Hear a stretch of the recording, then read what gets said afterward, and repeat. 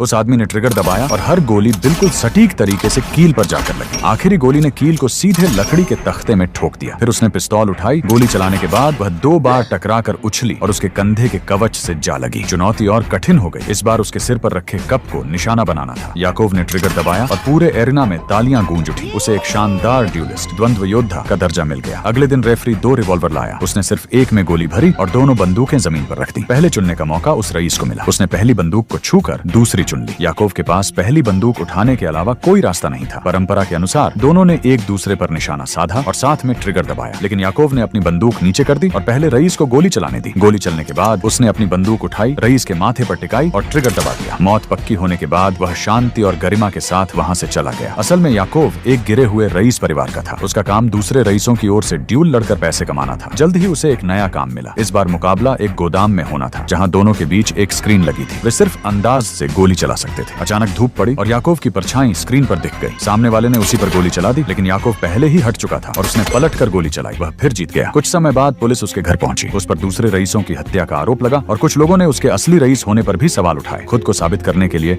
Yakov ने revolver निकाली। उसमें सिर्फ एक गोली भरी और एक रईस को रूसी रूलेट खेलने की चुनौती दी। दोनों बारी बारी से ट्रिगर दबाते रहे। 4 बार कुछ नहीं हुआ। जब अगली बार गोली चली और फिर भी किसी को चोट नहीं लगी तो रईस डर गया। उसने मान लिया कि वह अब याकोव की हैसियत पर सवाल नहीं उठाएगा। आखिर में याकोव ने एक आखिरी गोली जमीन में दागी और वहां से चला गया। रईस के मन में गहरा डर बैठ गया और बाकी लोग उसकी हिम्मत देखकर हैरान रह गए। और इस फिल्म का नाम है डी ड्यूलिस्ट।